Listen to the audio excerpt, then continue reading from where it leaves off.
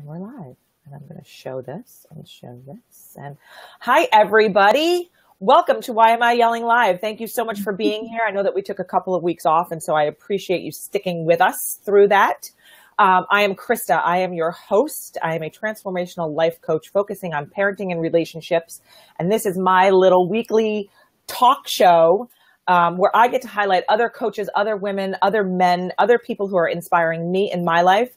And hopefully will it help to inspire you in yours. And this week, I'm not going to lie, Samantha and I have been trying to get together for like almost a year probably. So I am very, very excited to have her on this show. Welcome, Samantha McDonald. She is the founder of Living with Real Joy. She is a life and family coach who mentors women struggling with depression and anxiety, helping them to thrive so they can experience overwhelming peace and real joy. Today, we're going to talk about how to strengthen your relationships through anxiety and depression.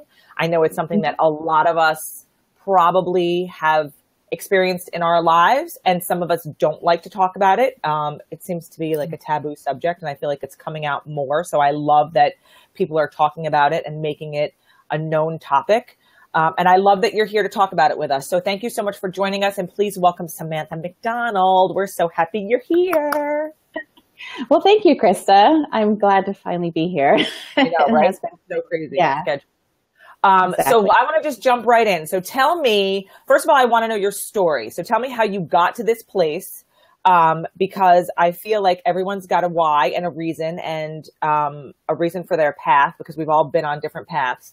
And I want to know why you're doing what you're doing and why you're so passionate about it. So let's start there. Sure. My husband and I have been married. It'll be 20 years in May. We have, thank you, 3 children, 14, 13, both girls. So yes, I have 2 teenage girls in my home now. Good luck. Thank you. And then an 8-year-old son. Well,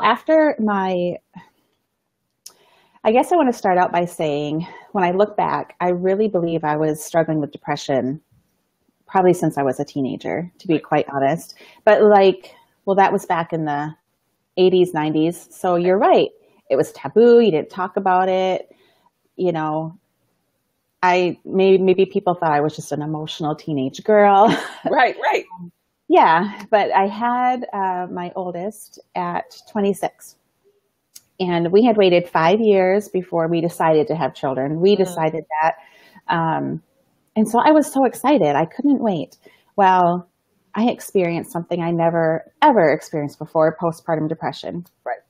And I suppose I know other women who have experienced this will know exactly what I'm talking about.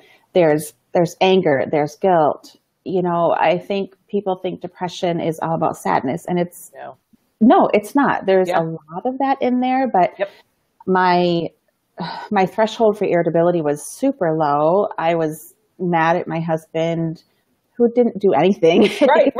He was there, right? So who else are you going to be mad at?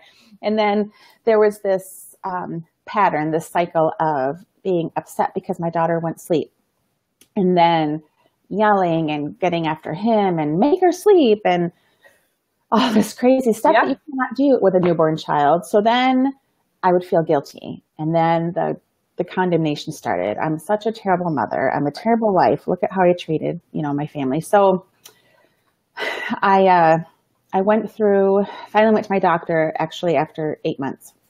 Okay. That's a long time. It is. My husband, I told him he's going to have like an extra jewels in his crown when he gets to heaven just for being married. And I guess I really want to say too, I'm a Christian. And during this whole time, I felt like I was this terrible person. A Christian, somebody who follows Jesus, should not be experiencing this. Right. Well, I have to honestly tell you, in my prayers and in all my calling out, I really felt like God was telling me, you need to go to the doctor. Like, it's okay. You need to go get help. Treat this. A lot of people with religious beliefs think they can do it on their own. And that's just not. Right. So after going, finally, she's like, you are not crazy. This is normal. This happens. This happens way more than you think it does. Yes. Exactly. So started on medication, but that began 6 years later, my son was born. and it reared its ugly head again, and medication wasn't working. So after he was born, I went to more of a holistic doctor, which helped with some of the physical things that my body needed. And then I went to see a counselor. That is what really helped me gain traction, helped me realize that I have chemicals in my brain that do not work properly. They just don't. But there's things that I can do so it doesn't control me any longer. And that is how I got started. And when I started telling my story, I started blogging. There were so many people, especially in my church, who were like, I never would have thought that about you, Samantha. You always seem so happy. And it's because I just put on this, smile. And when I started opening up, people would ask me questions, and they would feel like I could relate to them and that I was not going to judge, So I thought I really felt a responsibility to other women out there who are going through the same thing, to let them know, hey, this is a part of life. Right. There's something we can do about it. Right. Don't condemn yourself, or don't let anybody else do the same. Yeah. Mm-hmm. And you're not alone. Right. I think a lot of people need to hear the words, you're not alone. And I get it. And I empathize with you. And especially as women, we want to feel validated for all of our feelings. Right. Yep. And when I talk to my clients, or even when I talk to my friends, I'm like, your feelings are absolutely valid. And I was just having this conversation with my aunt at my dad's funeral, no less. And she was telling me a story, and I said to her, your feelings are absolutely valid. And she looked at me and she got tears in her eyes, and she was like, thank you for validating that for me. Yes. And I said, never for 1 minute, don't think that if you're having a feeling that somebody else is discounting, that it's not valid. It's yours. Right. You own your feelings. And she was like, oh my God, you're right. And I saw the shift. I saw it. And I think that women need to hear those words. You are validated, and I understand where you're coming from, because I think that helps us. It helps us release whatever it is that we're holding back. Yeah, exactly. You're absolutely right. In fact, I am seeing my same counselor again, which I used to feel shame for that. But you know what?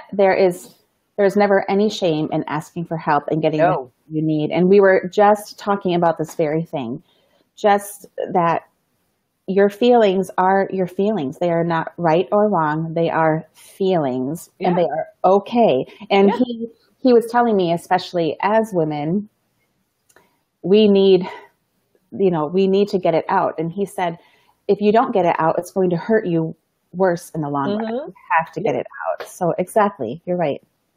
I love that. Mm-hmm. So go ahead. I just cut you off. Now where were you? Now where are you in your life? Okay. when you find your counselor and you're feeling better and you decide you have a responsibility to help other women through this, what's next? What's next? Well, that's when I began pursuing life coaching.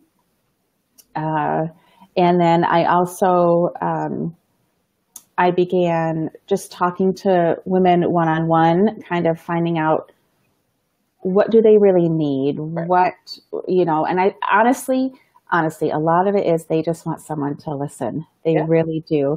And so what I do for these women, and I call myself a family coach as well, because as we know, if mom isn't happy, nobody's happy. And it affects the entire family. So what I teach them is what I focus on is we're going to help you create a strategy that is unique to your family, to your situation. I also have my two youngest children, both have ADHD, and my youngest he's on the spectrum. He was diagnosed at the age of 5. So I also, that plays a whole other part in this depression, anxiety world. So I feel like I'm able to say, you know what? Every family has its unique tough times. They're all so different. So let's sit down and figure out what we need to do in your family. And and it's not that the husbands don't want to help. Honestly, I think they don't have an idea. I know my husband, He wanted to help me. He did, but he had no Yeah. idea what to do with this emotionally charged woman that would scream Right. any minute. They need to be told. And I learned that the hard way too. And I wrote about it a while ago, but I had this one article and I coach on it a lot. Like, the only way we're going to have it all is if we ask for help. Yeah. And that is with all of them. Right. And when my breaking point came, my husband actually just looked at me and he was like, just tell me what you want me to do. Mm-hmm. And I'm happy to do it. Like, yeah. I'm not going to walk out the door because you're having a crazy minute. Like, let's figure this out. Yeah. Mm-hmm. Yeah, I totally believe that. And I'm so glad that I can just say as a wife of 20 years, my husband finally looked at me one day and he said, honey, I wish I could read your mind. I just can't. There's no way that I can. I would love to. He goes, and honestly, we don't get it. Like, women, we can talk to each other. We can ramble on for hours, right? We can follow feelings. Yeah, exactly. They don't get it, so they want to be told. So I totally agree with you, and that's what I teach too. Like you, a lot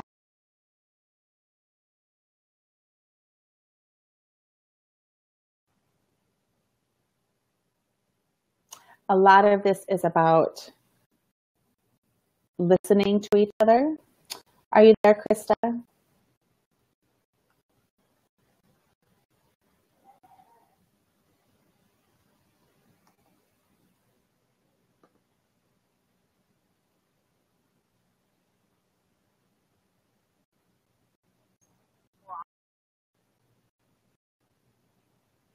Are you there? Yes. Okay. Hi. Sorry. That was crazy.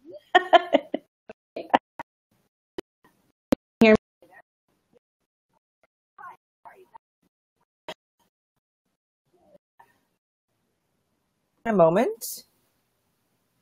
Can you hear me? I can. Yep. Okay. Sometimes the internet does not want to work. Oh. Okay. Jackie says I'm better now. Okay, good.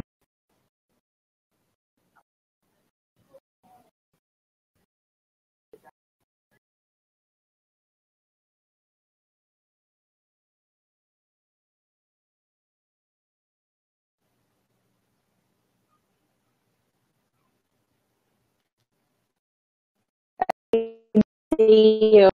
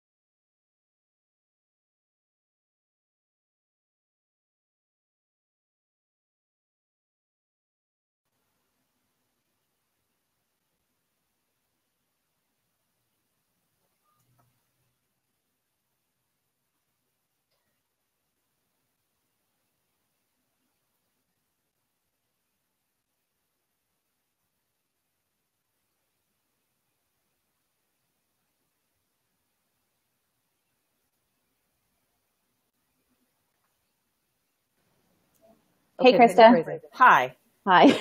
Okay. It says we're live, so let's see. Let's Jackie.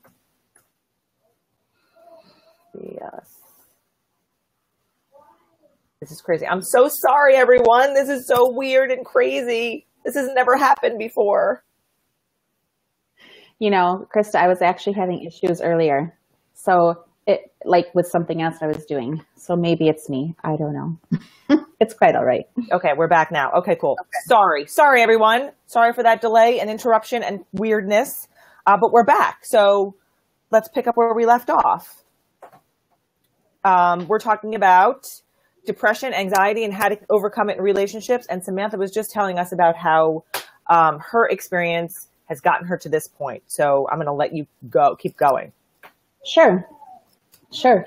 Yeah, I was just talking about how when I talk to other women, and I don't know why we do this to ourselves, but for some reason, like you said, we think we shouldn't have to tell our children, our spouses, anybody how we're feeling. Like they should just understand. And I think as women, when we have close friendships, like we get each other, right? Like your best friend, or you can probably read her and know exactly how she's feeling. So we assume that everyone else should be able to do the same thing. So one of the first things that I'll talk to them about is, have you talked to your family? Have you talked to your spouse?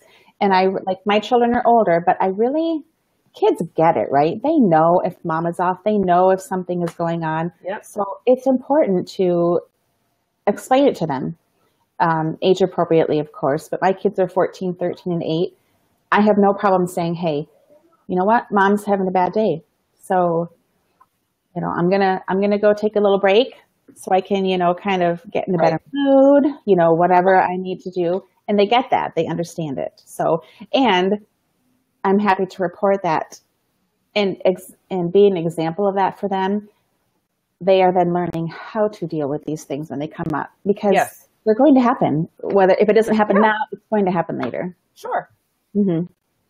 So what is your, when you're coaching your clients and when you're talking about, getting through depression, going over anxiety, working through it, because I don't think anybody ever gets over it, right? It's something we carry with us. Exactly. What are your tips? What do you tell people? How do you face it? Sure. I think the first thing you have to do is be completely honest with yourself. Some people, it's just a seasonal, seasonal winter time. Yep. Exactly. Winter. We live in northern Michigan, so we have a lot of that up here. Yes. Yes, we do. Today, you can probably see behind me, the sun is shining, the snow is melting. Yay. Exactly. So whatever kind of help you need, just ask for help. You have to start with that. A couple that I'll give my clients, and one that it's been so foundational for me. When you're dealing with depression, anxiety, anything that causes your mindset to be, and I'm not talking crazy, I'm just talking listening to things you're probably saying in your head. Yeah. That's true. True, but we've rehearsed them, some of us for years. Yeah. Some of us, a certain time going on in our lives to believe certain things. So I start out by saying, first, you need to distinguish between what is true in your life and what is a lie. You have to, and I got this actually from my counselor also. It's a very good exercise where you write down everything that you're saying to yourself. I mean, be completely honest. Right. And you go through each one by one. Say, all right, is this yourself? Or maybe have someone else do it for you. Or I would do that for them. Okay, let's go through this. So is this what you're saying, whether I'm a terrible mother? Is this really true? Well, no. You could, and then we rephrase it to say, yes, I have a hard time, but I do the best I can. Okay, we go through, we get out in the open, we figure it out. And then what I specialize in, like I said, is helping them create that strategy. that they need. That will include things like finding someone to talk to. If it's not me as a coach, it's a friend or a mentor. That also includes, we go through their activities, like you talked about a breaking point earlier. Mm-hmm. Go through and figure out, are there things you have to give up because you're not Superwoman? And a lot of times we try to be. And let me tell you, there were things that I thought I could never give up that I've had to, and I'm happier for it. As a former control freak, I can attest to that it's okay to give certain things up. It's okay. Yeah, you will be absolutely fine. So distinguishing between those truths and those lies that you are believing about yourself that are ridiculous. Now, I don't say that to the person, but afterwards, usually they will be like, oh, I guess that is pretty silly of me to say that. Yeah. And that's the whole idea, is to get them to see, oh, okay, yeah, I can do this. Right, nope, I can't do that. So those would be my top 3. Finding a friend or a mentor, distinguishing between those truths and lies, and then knowing your breaking point. And then from there, we can take the steps that we need to help them get back on top, to help them feel hope again, to help them know that they have control over this and they don't have to let life just happen to them. Right. And because I so many people feel trapped. I feel like that's a good word.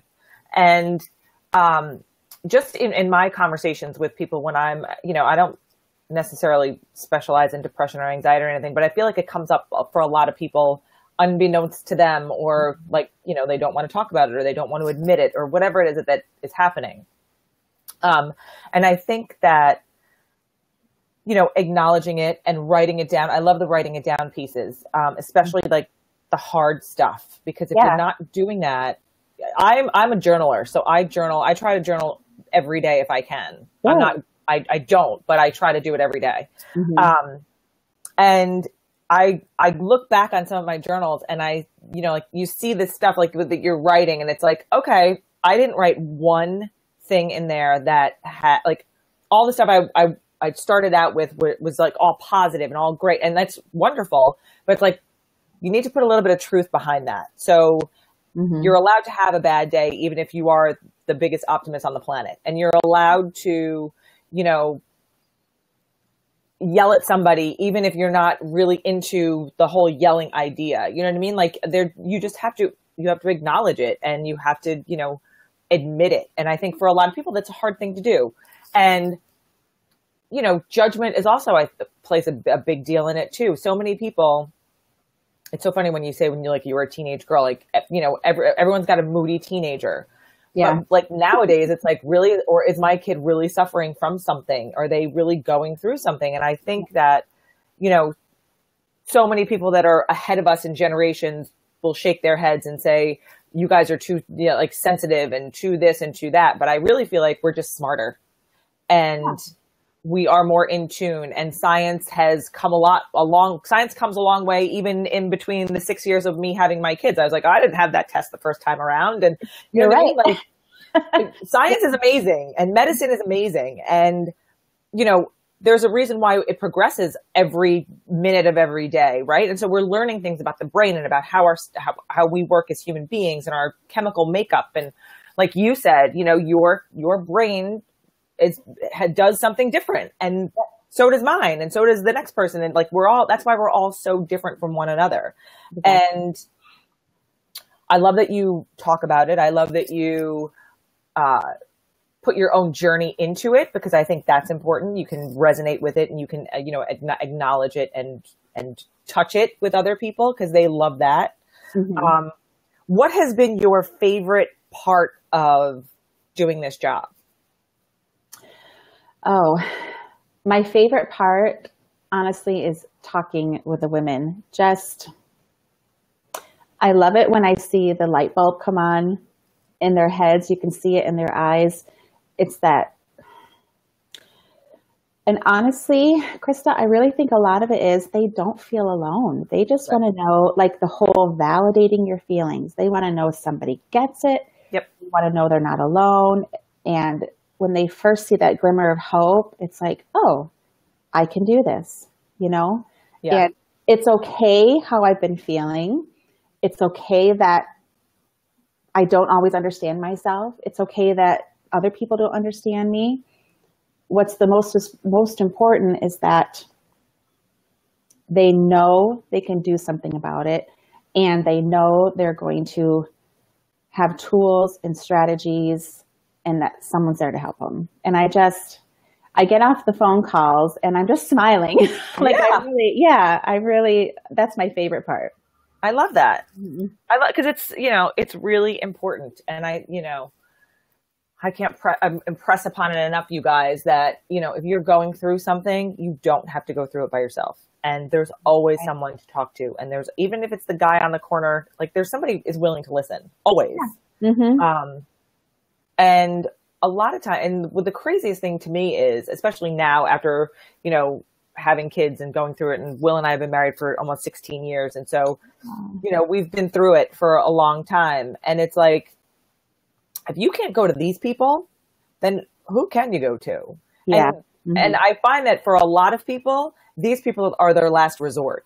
It's like a lot of women would rather talk to their friends. They'd rather seek out, advice from an external source rather than bringing it home. And I kind of think that it's not the wrong way to go about it, if that's a comfortable way for you. But I feel like you need to everybody should be looped in, especially the people that are so close to you, because they want to know too. And they do. Sometimes it can be embarrassing, maybe, or I don't even know what the words are. But I feel like that's really important. And I like that you stress that, because, your question is, does everybody know that you're going through this, is an important question to ask. Because a lot of people will probably say to you, no, they don't. No. Right? Yeah. Yeah, exactly. And I think we hide it very well, whether it's, shame or embarrassment or guilt, whatever it is. And there may be a point where it's good to bring an outside source in, to help moderate things between you and your family. But honestly, your family loves you. I mean, I'll say to my husband and kids, well, it's been almost 20 years. If you haven't gotten rid of me now, it's too late now. It's too late. Right. The statute of limitation on that is gone. You're right. Yeah. Mm-hmm. And a lot of times they have no idea how to help you. They just don't. And they want to, they just don't know how. Right. Mm-hmm. I love that. What imparting words of wisdom do you have as we wrap this up? Like, I feel like we've had a really good discussion. I feel like, I love what you do, and I think it's so important. And I love that we just had this talk about it, because there are so many people who could use you and have these conversations. So I know that you have some offers, and I know that you have some website stuff. Jackie's going to put all of that up in the chat right now. So if anybody's looking to reach out to Samantha, she's got some really great free resources on her website and all that good stuff. So take advantage of it. But what is your one piece of advice to anybody watching who is, maybe experiencing a little bit of doubt on how to communicate this? I know we just did our 3 steps, but is there anything else you want to share? I would just say, just start the conversation with someone. Some people, and you will find, may not want to hear it. It may make them uncomfortable. And you know what? If it does, don't let that bother you. And I know that's so hard to say for people to believe that, but then find somebody that you trust, a spouse, a sister. A lot of life coaches will offer free consultations. I do. I'm sure you do. Exactly. There is always someone to talk to. And for some people, it's easier, like you said, to talk to somebody they don't know. But I would say just start the conversation, reach out for help, and then see what happens. That's the worst thing that's going to happen, is you're going to find somebody who understands. Yep. And honestly, that is a great start right there. Yeah, I agree. I always say that. I'm like, what's the worst thing that could happen? Yeah. Nothing is the worst thing that could happen. And so do something about it. Yes. Mm-hmm. Mm-hmm. Absolutely right. Yeah. Sometimes I'm right. Talk to my kids. They love that answer. I know, right? Yes. Okay, everybody. I'm apologizing profusely for our technical difficulties because I really loved this conversation and I loved having Samantha with me today. We talked about all kinds of really good stuff, and I hope that you learned something from this conversation. And I hope that you're going to take away some really good tips that she shared with us, because I know I am. And we look forward to seeing you again. I'm sure we'll have you back on this show as we progress through the time zones. So we are so thankful that you were here with us today. Thank you for sharing your story, and thank you for giving us all these great tips. And we will I think we're back here next week. I don't even know where I am next week. This is how crazy my life has been the last couple of weeks. I'm looking on my board right now. I do have a guest next week. I'm just not sure who they are, because we have some very exciting announcements coming in April, which is 2 days away from now. And I can't even believe that's happening. So we're going to say goodbye to everybody on Facebook, but Samantha, you're going to stick with me for just a second. So we'll see you guys next week. Thanks for watching, and have an awesome day, everybody.